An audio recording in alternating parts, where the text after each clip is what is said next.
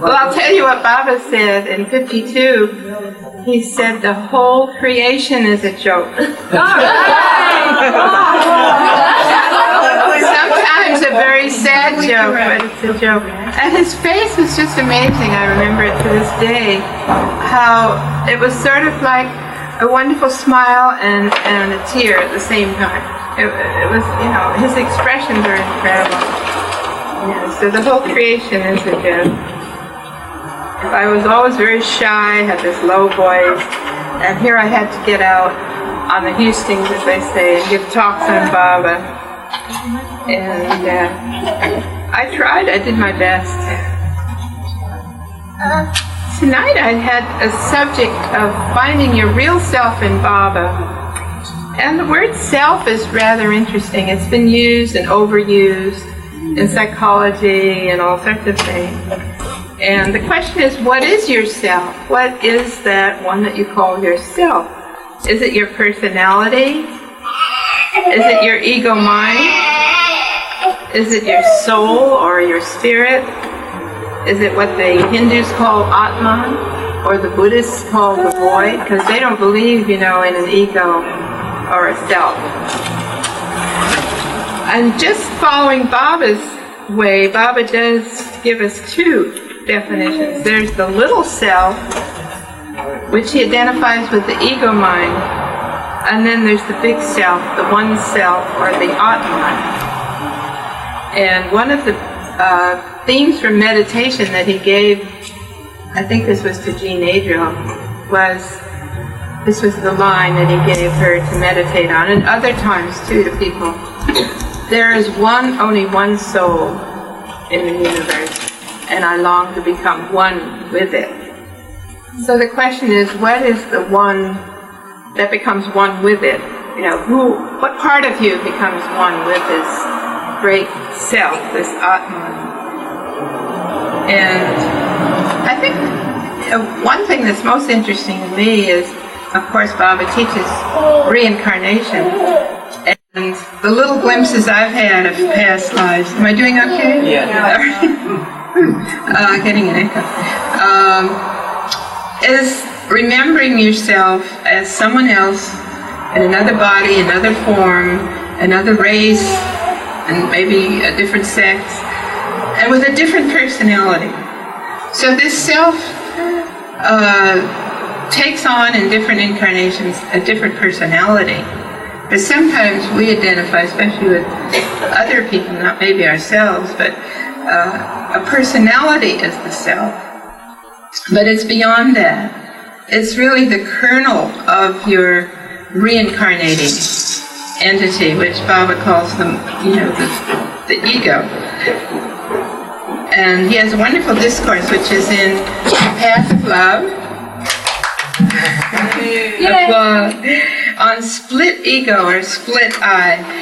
And it's a little hard to get the hang of this, so I'm just going to read a little bit of it. It gives you the idea of what we're really doing. Just as there is split personality, and not many people have a split personality, there is also split ego. The real I of all is one. There is also false I in every individual, which gives rise to the separative existence. The infinite real I, which is one and in all, is apparently split into innumerable finite false I's, giving rise to separative, individualized existence. Well, we've read this over and over again in Baba's teaching. We're so into our own individuality, and it's billions, literally billions of years old, this little scrap of individuality. After it becomes human individuality, we have 8,400,000 incarnations. Just think of all the different personalities you've had and expressions of I, false I. And then you come to the junction of evolution and involution, and you're going to start involving and getting rid of this split. And it's the split that creates so much suffering. that's why you get driven on the path. You want to end this individuality that seems very separative.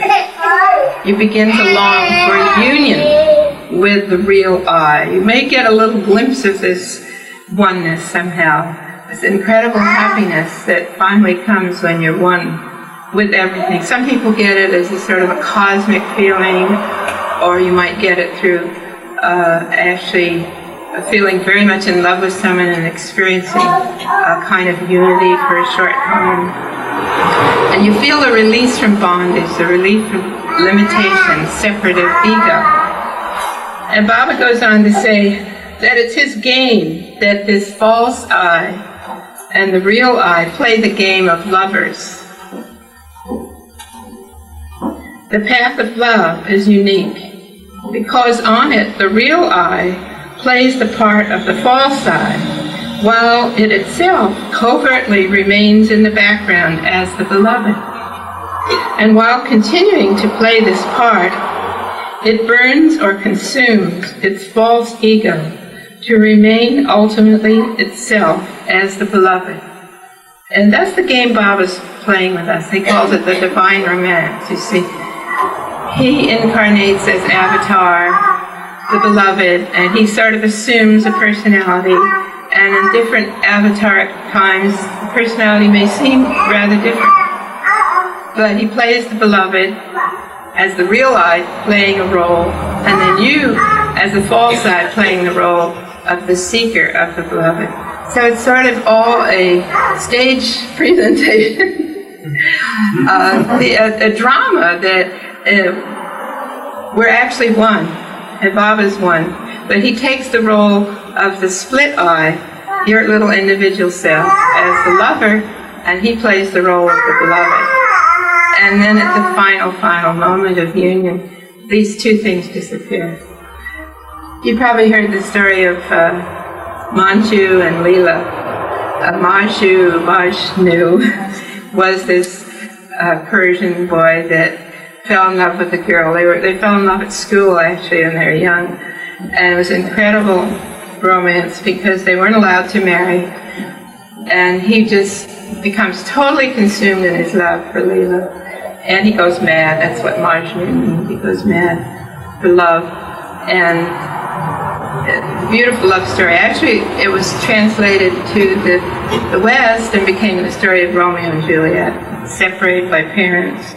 And finally, this Baba tells us, he sought out a perfect one. He went to Mecca to find a relief from the pain of separation from his beloved after so many years. And the perfect master he met there said, oh, you fool, you are Leela. You are Leela. You are one with Leela. No, I want my Leela. You know, he was still into the separateness of the false I, the split I, loving a beloved. And then the master taps him and gives him realization. And then he becomes one with the real beloved, the God within, the Atman, that never was separate behind these masks, one of the divine beloved and one of the human lover. So that's the role Baba's playing. And in that sense, the self is the big capital S self is the divine beloved, and the little self is the little self that we're stuck with, you know, for millions of lives. So Baba is merciful to us as Avatar. He incarnates deliberately for many reasons, I'm sure, but one of the most important reasons is to play the role of a beloved, so that you really, why are we all here? We're attracted by Baba as the human God-man. I think without that, I don't think too many of us would fall in love with abstract godhood or the void. I know the Buddhists are into that. But it's that personality that Baba has taken on, and the warmth, the human love. He expresses it through his human incarnation and draws you to him. And that's the Prem Yoga. And this is a great time to be alive. It's a great privilege to still be in Baba's aura of love. It's still there. The love is still vibrating from his actual incarnation. And this is a great privilege to have heard of him at this time. Because as time goes on, this aura of the personality of that particular avatar does fade. It becomes overlaid with, what human beings create, an overlay of the dear avatars of the past. And it's harder and harder to feel close to the avatar. So then he comes again, so it all works out. And this path of love is unique. When you wonder how to get closer to Baba, he never gives any answer except love. When we met him, wherever we met him every day, he'd say the first thing, "Do you love me?" Over and over and over. We'd meet in the barn, he'd say, "Do you love me?" Or he'd look at you in your private interview, the first thing he would say, "Do you love me?" And you always say yes, even if your heart, even at that moment, is empty, which happened to me too. It's a funny moment, because your heart, it's like a spring that fills up and then goes down, fills up and goes down. You really don't keep that level of love always the same. Nobody does. You can't really feel bad about it. But this was at the end of this 56 tour that we had with Baba. We'd already been almost 3 weeks with Baba. And it's so intense. You're spending the whole day with Avatar and going through all sorts of things with other people. So the last day in San Francisco, I felt wrung out. I felt like, the sponge that has been wrung dry. And just at that moment, Baba called me in to be with him alone. And he patted the bedside and for me to sit up there. And I felt so embarrassed because I felt just as empty as a barrel, like an empty barrel. At that moment, Baba whacked me real hard, 3 times on my back. And I really felt, who is this man? I'm sitting next to someone, like a stranger. It was sort of a funny moment, and I had no feeling for him or against him or anything. It was just like I was empty. And he looked at me with these wonderful, enigmatic black eyes that he had, and then dismissed me. And I went to my room, and then suddenly I just burst into tears and cried and cried and cried. That was the last day that he was with us in 56. We all got to the airport, and I was, everyone was sobbing. It was really amazing, emotional. I don't know, I think maybe everyone in the way had gone through something. And Baba just released all those tears. We were standing in the San Francisco airport in a circle around him, and he went from one to the other and went like this, smile, or like this, take the tears away. Murshid was crying, everything. And then he left on the plane for Australia. You see that in the movie. So it's Baba filling your heart with love and then emptying it. And this is a real thing in any love relationship. If you think it should just go like this, that's very dull. You've got to go up and down and down. And it's the separation, the coming together. Baba would bring you close and then he'd push you away, either by long distances or not seeing him for a while, or even in the ashram by shutting the door on you. We've heard the story of each one was shut away from Baba at times in the ashram. Margaret Crass was told, when I come to the ashram, I don't want to see you at all. So she had to run and hide when Baba. And there was no reason for that. And she just went through that. It was very difficult. And then Rana went through similar things. And Audie, has told a story about, I think for a long time before the last moments with Baba, he was so shut away from Baba that when he would come to deliver the mail to the ashram, Baba would say, "Who is that man?" This is a man that had been with Baba 50 years, since he was 18. And he used to go home, he used to say to his office and shut himself in the bathroom and cry. But he felt that it made Baba closer to him within, and that he wasn't so dependent on the physical Baba, and then of course Baba did drop the body, so it was kind of merciful that Baba did that so he could handle the separation. So Baba has his own game of love to play, and he's playing the role of the beloved, and he's playing your role as lover, and only in these unique moments of union do you realize that there are no two separate people. There's not Baba and you. There's not God and you, thee and thou. There's just one. There's just one, but nobody can fathom that till, it's all an intellectual idea until you begin to experience it. And that's the all-sweet mystery of life. We heard that song the other day. So that's the real self that you have to experience. There are groups called self-realization, and the word has been bandied around, and there's the word self-actualization, and a lot of things like that out there in psychology. And I just thought I'd mention a little difference between self-realization and self-actualization. I think what the self-actualization psychologists are more interested in, since they don't go into reincarnation really, they're talking about this one life as if it's your only life, and you have to actualize yourself strongly in one life because you don't have much of a chance. But only one life, what can you do with it? And that's a very good thing. I think we all need to think about that. But you also need to think in a view of eternity or history that, okay, you have one life, you might not actualize yourself.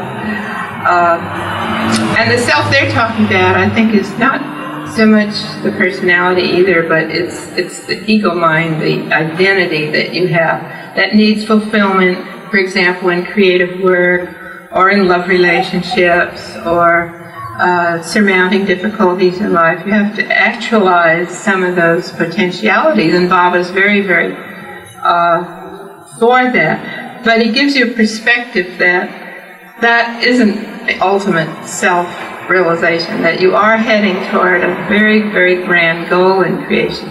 And though it seems, ghastly far away, like we're down on the plains and we're thinking, well, yeah, we got to get to the top of Mount Everest, it's good to know at least where you're heading.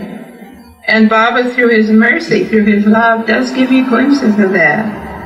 And that it isn't all that impossible, because the whim of the avatar is there, and we all know many stories, and those past and present avatars that have the whim to give you self-realization, whether you're self-actualized or not, whether you've made it or not, whether you're just dust in the road, It's kind of a reversal of the self-actualization, in a way, the spiritual path. And Baba even says in one discourse, if you want to eat, don't eat. If you want to sleep, don't sleep. If you want to not sleep, then sleep. If you want to this and that, do the opposite. It's almost at times with those close to him actually experience that it was sort of a denial of the self-actualization. The giving it all up, that's why the theme of your song was so great. Because in your experience of your ego self, and it takes many lives to experience all the possibilities within you. You have so many, you can't actualize them all in one life. That's why before you take an incarnation, you kind of go to your cupboard of Sanskaras and you grab a little bundle and you say, well, I'm going to actualize this. You can't do it all. I beg Terry Cole Whitaker's pardon, but you cannot do it all. You can't have it all. And if you try, you'll fall flat on your fanny. And there are many stories of that, including Terry Cole Whitaker. In other words, you have to see the whole thing as a game. You have to see it in perspective, that you really are not going to make every goal in life. And there's some people and some lives where you do choose this, where you choose just the opposite, where you have a minimal life and you don't actualize anything really too much. And that's a way. So we choose that at this point? I mean, before you incarnate, yeah. No, but I mean, we know the avatar, about the avatar, right? Will we still choose like a life where we do nothing? I mean, or you know it? Well, a minimal life. There are people, for example, born with very severe physical handicaps. Well, you feel sorry for them, and of course one should help them in every way, but that also is a chosen pattern. They're wiping out tremendous amounts of harm. And sometimes you have a short life, or a very difficult life, where your talents are not put to use, and then you end that life, and then you come back, and maybe you actualize them totally to the max. That's what Baba says. You experience the opposites. And not everybody experiences dramatic opposites, but in other words, the universe is so spread out, so dramatized beautifully. The stage is so vast that you can act out incredible amounts of lives and lifestyles, personalities, dramas of your own, while you're slowly building what Baba calls the heart quality, and the inner self is beginning to really be realized, not actualized, but you're coming closer and closer to the goal.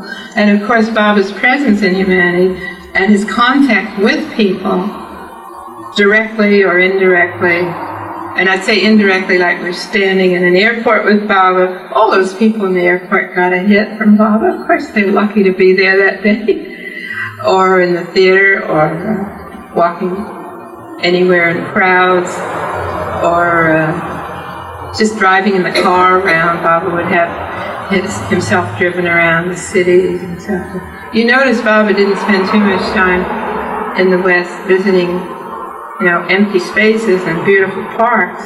He was always in some city where there are lots and lots of people. And a characteristic of Baba, though, he'd go into seclusion, very strict seclusion. When he came out of seclusion, he wanted people always there with him. And on this trip, for example, in 56, Baba was always impatient to have people with him, unless he just shut the door and was totally retired. But he wanted, he'd say, where's, go get so-and-so. And he always wanted people, always working constantly with people. And I felt, for example, when he was here in Hollywood in 56, that I could see it now maybe in a sort of intuitive way, and I did then, but not quite, wasn't quite onto it, but he was contacting all sorts of people, babies and young ones here that are now here now. You were, 5 years old in 1956 or something. He contacts all these souls and draws them into his net in the city, when he's in the city. And you felt Baba doing that. It's hard to describe. Or when he's with one person, that person's very excited to be with Baba, and he's working with that soul individually, but also you're a type. He might spend time with you, Carol Ann, you're Carol Rose, and you're a type. You're already, when he's pushing your button, and he's pushing the buttons of everyone within your type of psychology. Or with children, he's working with all the children. He says that when he's feeding the 7 poor in India, he's helping the material poverty all over the world, or the madmen, a few madmen, or the lepers. He's able to take a type and touch. It's like some kind of divine computer. You're just one key on that computer, and it reaches everyone in a similar way. In evolution. We're at the same place and in evolution. You kind of get that hit a little bit. I was standing next to the guest house, and Margaret Krantz was standing there, and we'd been with Baba all day. And suddenly Baba walked over to us, and he didn't say anything. We didn't say anything. His hands go like this. And then he walked away, and I said, Margaret, I feel so drained. I felt just like a balloon with the all air had left. And she said, oh, my dear, he was just using your energy. But I felt that somehow I was like a key there, and maybe she too, for some work that Baba was doing. When you get those little moments, you begin to feel that you are not just this individual little split eye, separate of ego, but you're part of a huge group or class, genus, whatever the right biological word is. Genius. Class A, human being. And when Baba says everyone is equal distance from me, and that he loves everyone equally, that's very true.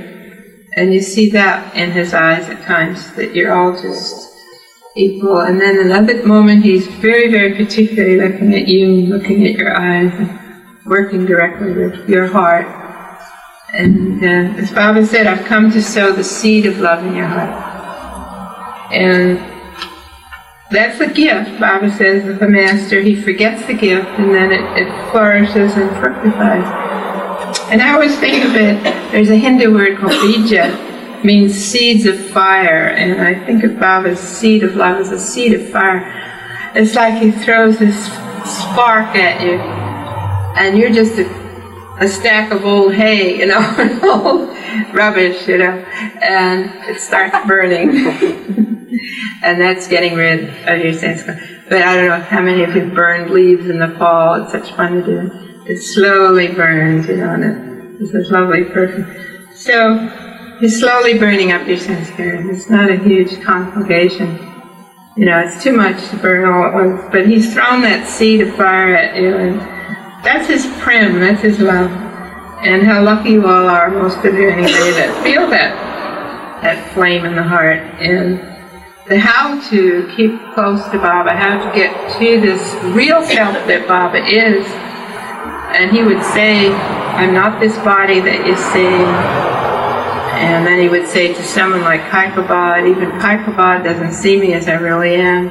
And Kaikabad obviously was an advanced soul who saw Baba as light all the time, circles of light and stuff. So who is Baba? He's not all these wonderful inner plane experiences. He's not that man in a little pink coat. And who is he? That's the mystery of it all. And he's the real self. He's the one soul. And he's just manifesting on these different levels. And Baba says that it's sort of amazing that, we see him as a man, to bring this up, but if you were a horse, you'd see him as a horse. Or an ant sees him as an ant. A bird sees him as a bird. A rock sees him as a rock. So he's avatar on all levels. Actually, avatar on all levels. Hard concept to fathom, but that's true. So the question is, who am I? You don't know who you are. Baba knows who you are because he is you. And I always say, and this is something you can only experience in some very intuitive way, that he is your divine self. He kind of gives you this fraction of a second glimpse of that reality. And that is why he knows you. You don't have to tell him anything. It's not like he's a yogi, or even with his universal mind, scoping what you are and everything. He already experienced you. If you lived your life for 8,400,000 lives, you didn't live it. It's a divine ego that lived it, and your memories are just your ego mind thinking that only you know all about it. So it's very easy for him to love you because he's loving himself. And that brings another point. How do we get close to Baba? Through the path of love.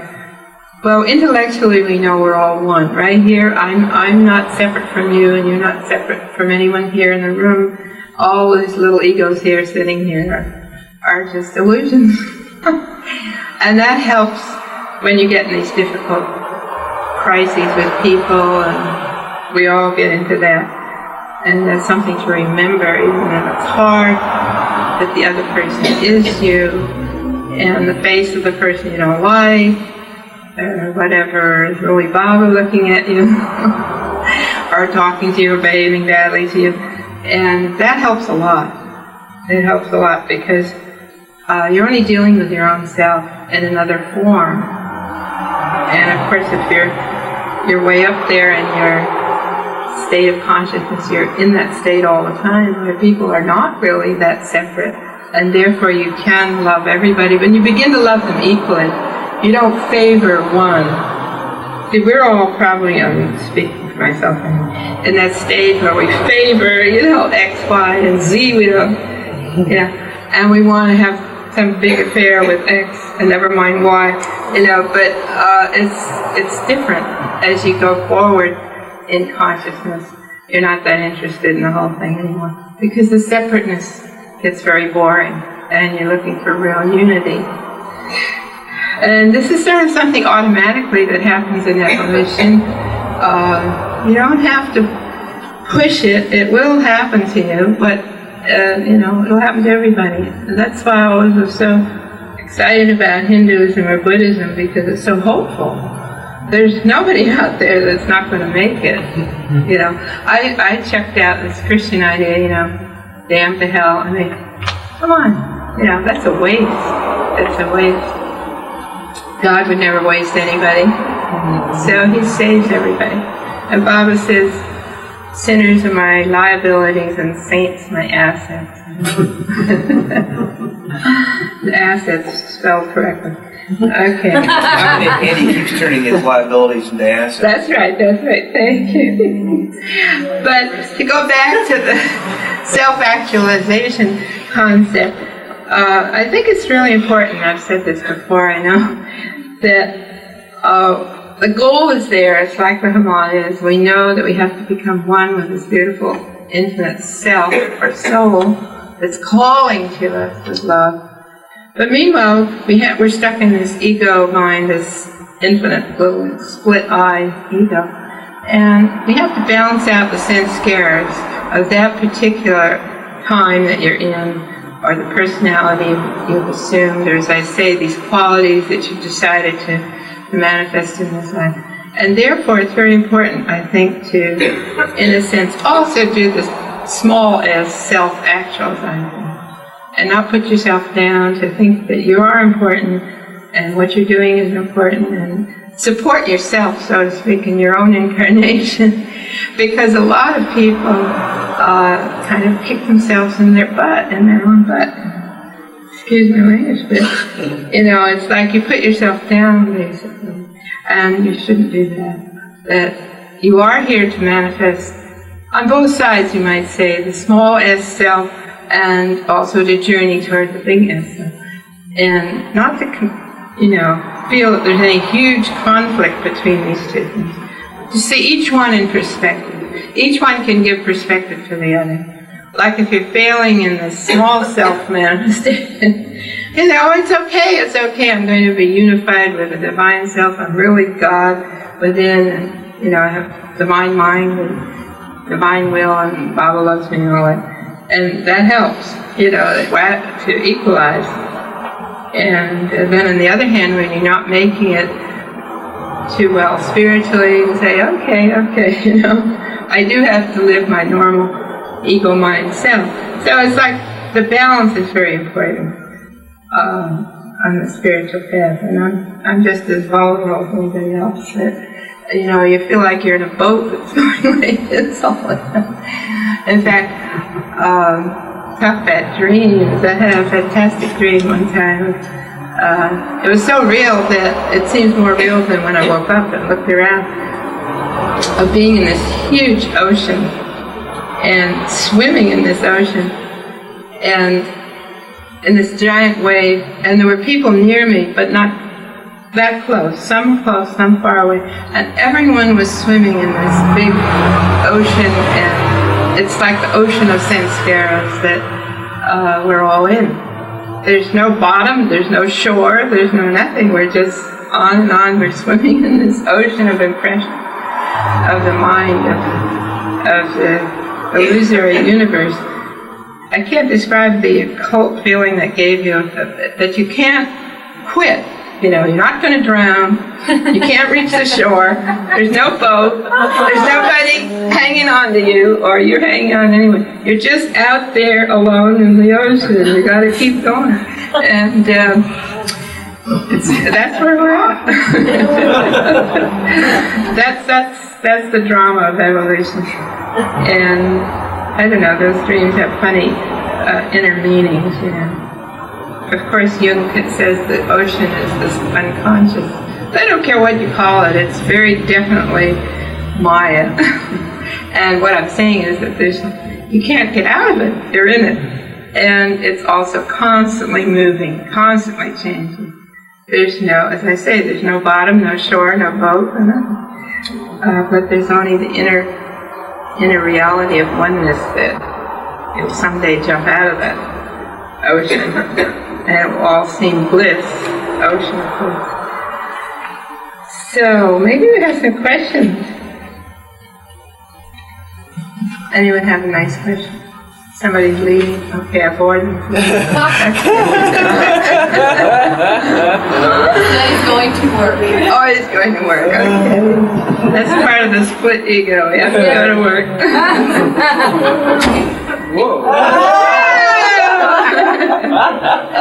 Usually when I say life is suffering, then at least 10 people get up.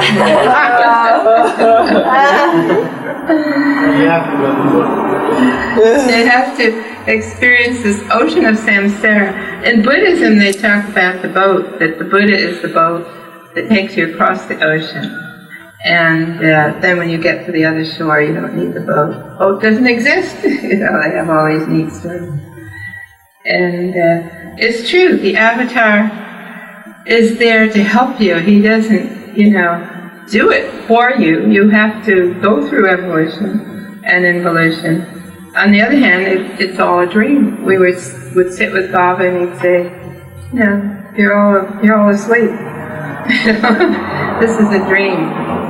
Oh no, Baba, we're sitting here with you. Wonderful moment, but no, it's all a dream. Your separateness, my separate. Yeah.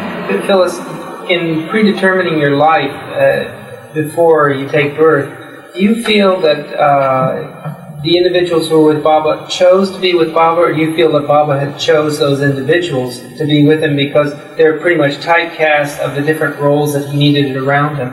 I mean, I'm talking not the intimate mandali, but the Phyllis Frederic who lives over here, and the Del Wolken, and different people who with. Well, that Baba explained that the circle, I'm sure you know, is 122 people. They are actually chosen by Baba, and where they're born and who they are and everything, and they're put under the Yoga Sanskara veil, so that they have to do their part. And Baba says they're like the parts of his body. And then he actually gives a different slant to it by explaining that passage in the Bible in St. John. The Son of Man comes in clouds of glory to judge the quick and the dead, and goes to the ends of the earth to find the elect and the select. So Baba gives this explanation. Coming in clouds of glory means that the avatar comes with the powers of the plane, the 7 planes, which are clouds, just symbolic clouds. And to judge the quick and the dead means he judges those who are in the body and those who are out of the body. And go to the ends of the earth to find the select and the elect. The elect are the ones that are his circle. They have to be wherever they are. And it's typical of Baba. For example, he said, before he left India, he said, I have to go to the West and contact the Western members of my circle before World War II. And that's what he did, all those trips to Europe and America, as you know. The others, the select, or which one was it? Elect, are the ones that choose to follow him. And that's the rest of us. We're not in the circle, okay, or maybe, but anyway. So that is that you choose to follow Baba. That's your choice to be a devotee of Baba. And obviously, you can follow that through many lives with Baba. And I'm sure some of you have met Baba in another life, maybe just even as MeherBaba. You might have been an old lady creeping up the hill of MeherBaba in the 20s. It's all possible. And another interesting thing Don Stevens came out with, I'd never heard this before either. He said that Baba had said that in each avataric period, he chooses or decides who will meet him when he comes again as avatar. And the people who met him in this particular avatar was chosen by the previous one. So, for example, I met him as MeherBaba. That means he chose that I met him when he was Muhammad. He decided I was Muhammad. And so that's an interesting point, that Baba already plans who's going to meet him in the next incarnation, whatever he will be. But you form these links with the avatar, and they go back and back and back. It's just incredible how far back they go. You might have been, any of us might have passed him on the road, 2,000 years ago, or whatever. Small contact. You might have put him down, you might have made fun of him and Twitter, whatever, But there's a link, and you build up these links slowly and slowly. I don't think it's any one miraculous choice. It's just like the rest of evolution. All the people close to you in your life, you've had links with them for lifetimes. You just can't see it, but you've had links with them for a long time. I look at you, most of you that I know, and I think, I've known you I don't know how many times in other lives. Why are we all here tonight? It's no accident. It's absolutely no accident. Baba said even someone passing you in the street is karma. Just a passerby in the street, but that particular person went by you or was in the elevator with you. In fact, in San Francisco, we visited the Sufi Center, and you had to go by this little elevator. And we went up with Baba, and then we came down with Baba. There was a stranger in the elevator with Baba. He didn't look at any of us, didn't look at Baba or anything. He just brushed past, like we do, just almost went past Baba like, and unconscious. But it's a link. He was in the same elevator with Baba. Even that can be karma, future. Someone had their hands up, Baba. I wondered, Phyllis, I've been reading Majnu and Layla again, and do we have to suffer that same sort of suffering that he went through in order to gain union with Baba? Baba says great suffering means great liberation. You do have to suffer on the path. If anyone want to leave now? I wouldn't say you might suffer this great love affair. In fact, when Baba told us the story, he looked at all of us after he told the story and said, even that kind of human love, where every breath he took was Layla. It was just, he was totally mad, literally, for this woman. It's very rare. And he looked at it and he says, you can't do it. So, you think you're a great lover, to be faithful all your life to someone whom you never saw, never talked to, never, since childhood. I mean, you'd already give up, say, oh, the heck with it. So, Baba knows. But even that took grace, and eventually it won him realization. So I think the path is different for everyone. You might become a must. Could they suffer that same?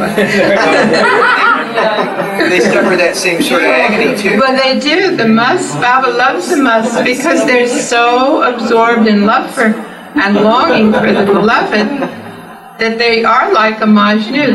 They're nuts. They're irrational. Majnu was so mad that he didn't eat. They have these beautiful Persian miniatures of him, starved looking, emaciated looking, with all the wild animals around him. The wild animals would come and sit around him to protect him and bring him fruits and things that he could eat. He lived in the desert like a wild one. Just totally nuts for love. It's pretty radical. Well, I think it's time for a wonderful song from MeherBabaLibrary. Thank you very much.